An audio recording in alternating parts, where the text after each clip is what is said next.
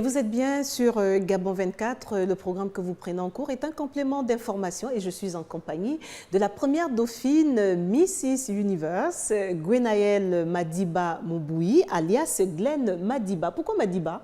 Madiba, c'est mon nom, en fait, c'est le nom de famille de ma grand-mère du côté paternel qu'on m'a donné à la naissance. Mais en Afrique du Sud, on n'a pas pensé. Oui, en Afrique, mais en fait, c'est une Mandela. grosse coïncidence parce que je suis devenue ambassadrice aussi de la fondation Mandela Legacy. J'ai été nommée ambassadrice par la fille de Mandela et Winnie Mandela, Zinzi. Et donc, j'ai été la représentante officielle de la famille Mandela en Amérique du Nord de 2014 à 2016. Et c'était une grosse coïncidence que je m'appelle aussi Madiba. Voilà, vous avez 2 pour 1. Et alors, je l'annonçais avant que nous marquions une pause.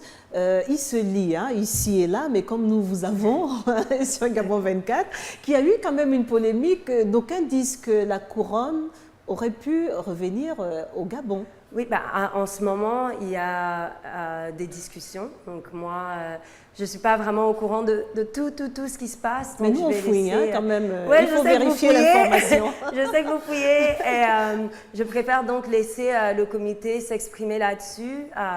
Donc moi, je prends mon titre de première dauphine et je suis honorée de pouvoir l'être aussi.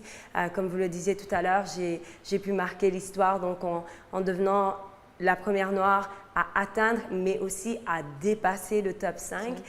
Donc, je célèbre ça avec vous ici, avec le Gabon, mais avec toute l'Afrique aussi. Et nous en sommes fiers. Et ceci dit, première ou Miss, vous allez travailler sur des projets spécifiques, dont les vôtres. On a déjà pu comprendre sur quoi ça pourrait se porter. Vous comptez mettre un accent particulier sur le dialogue jeunesse. Oui, absolument.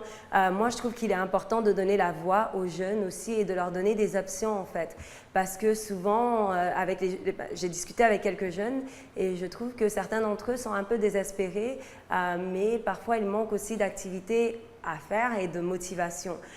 Donc moi, je voulais, en collaboration avec 2 autres jeunes dames ici à Libreville, mais aussi avec certains membres du gouvernement qui m'ont reçu et qui étaient très ouverts à l'idée justement d'avoir un dialogue jeunesse où on va inviter certaines personnes qui ont réussi dans leur vie, qui ont accompli énormément de choses dans divers domaines, que ce soit le sport, la télévision, l'entrepreneuriat, la mode ou autre, à venir ici au Gabon. Donc on citait des gens comme, je ne sais pas, Rihanna, Kanye West, Naomi Campbell, Aliko Dangote, je ne sais pas s'il y a des suggestions. Vous avez déjà entrepris des pourparlers? Oui, j'ai déjà entrepris des pourparlers avec certains d'entre eux qui sont ouverts à l'idée de venir justement au Gabon pour discuter avec nos jeunes.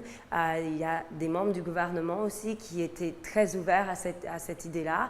J'ai discuté, comme je disais tout à l'heure, avec quelques jeunes lors de mon séjour ici, notamment à l'orphelinat, avec des jeunes âgés entre 15 à 19-20 ans qui m'ont dit qu'eux aussi aimeraient pouvoir voir ce genre de dialogue ici. Oui. Alors, vous nous parlez des stars internationales africaines. Kanye West, vous le dites, ça paraît normal, mais on les sait aussi capricieux. Est-ce qu'il n'y a pas des conditions qui Non, je pense que si, ce qui est important, c'est de jouer de ces contacts. Moi, j'ai travaillé avec certaines de ces célébrités. Je suis amie avec plusieurs d'entre eux, dont mon frère Salomon Kalou qui joue pour la Côte d'Ivoire, mais aussi au Hertha Berlin. Et souvent, c'est des gens qui sont très humbles, malgré ce que les médias... Voilà, on va commencer. Ça confirme cette amitié. Jesse Williams, on a eu l'occasion en fait de travailler ensemble sur un projet à Flint, au Michigan d'ailleurs, avec aussi la légende Stevie Wonder, aux côtés desquels j'ai pu prononcer un discours et m'exprimer par rapport à la situation auquel faisaient face les communautés noires et arabes à Flint, au Michigan, qui manquait d'eau propre depuis plusieurs années d'ailleurs. Là, cette photo, c'est une activité à titre d'ambassadrice du Mandela Legacy où j'ai prononcé, un discours au nom de la famille Mandela. Le maire d'Ottawa, qui est tout à fait à gauche, honorait l'honorable Nelson Mandela avec une plaque à la ville d'Ottawa.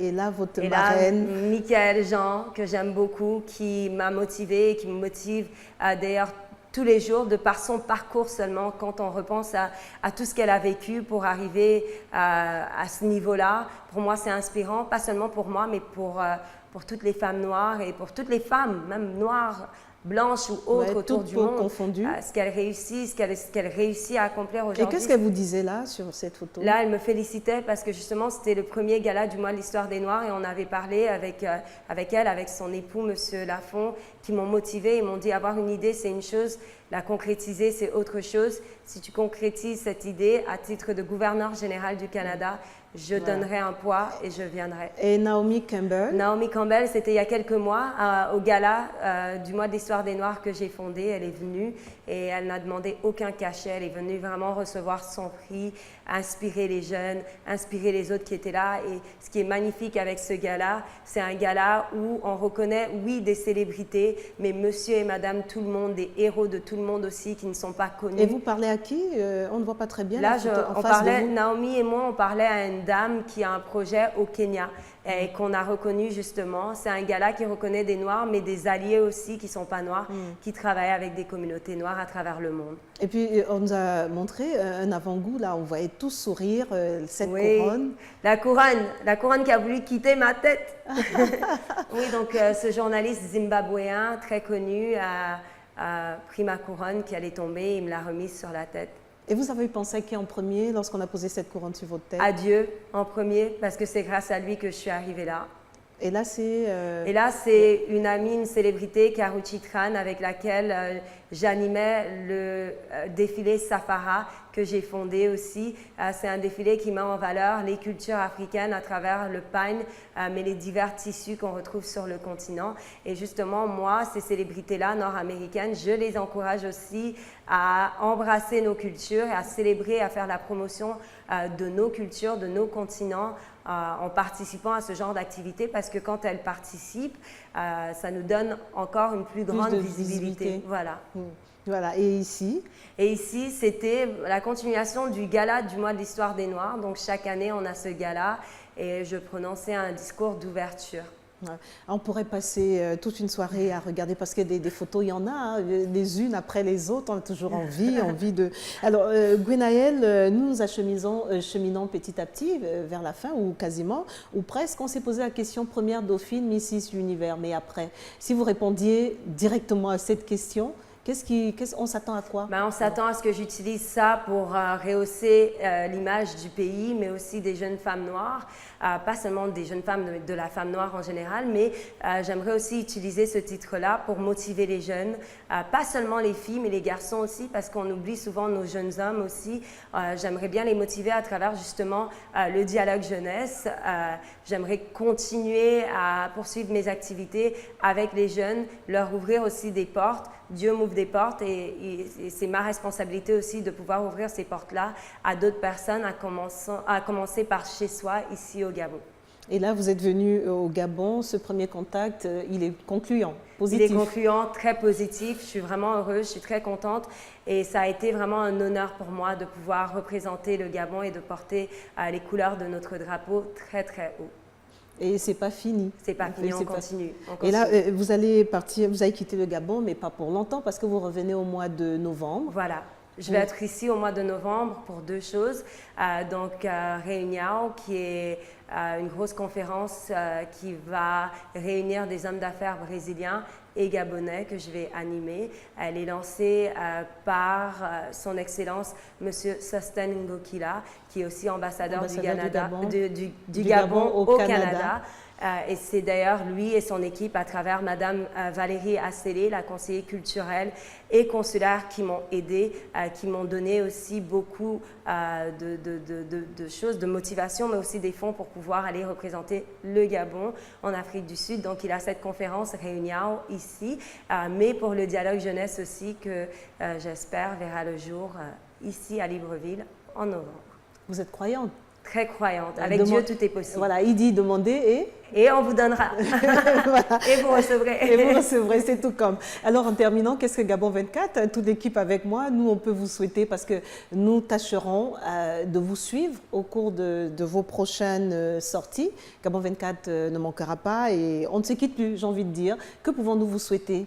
De continuer, de persévérer, de ne pas lâcher, de continuer ouvrir des portes à d'autres personnes aussi, parce que très souvent, quand on réussit, souvent les gens ils veulent pas partager leur victoire avec les autres. Donc moi, ma prière pour moi, c'est de rester humble et d'ouvrir des portes à tout le monde autant que je puisse, parce que ce que Dieu nous donne, il peut le reprendre à tout moment. Donc humilité, humilité, humilité, et que Dieu continue à m'ouvrir des portes pour que je puisse continuer à aider les autres et à travailler avec les autres. Positive attitude. Positive attitude, all the time. Ok. Merci Gwenaëlle d'être passée échanger avec nous. Merci beaucoup à vous, et je tenais vraiment à vous remercier de me donner cette plateforme pour pouvoir m'exprimer et me faire connaître aussi du public gabonais. C'est très encourageant pour moi, et je sais que Gabon 24 le fait aussi pour d'autres personnes, et c'est ce genre d'initiatives-là qui nous permettent de continuer, de persévérer en sachant qu'on a des gens comme ça au pays qui nous soutiennent.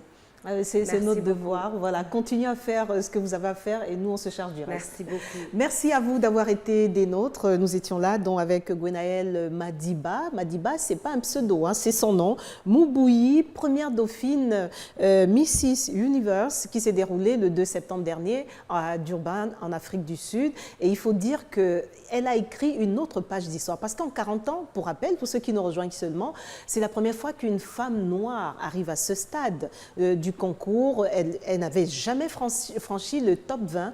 Elle a franchi le 5 et le 2. Aujourd'hui, elle est la première dauphine, et nous en sommes fiers. Et merci à vous de continuer à nous rester fidèles. Bonne suite de programme et à bientôt.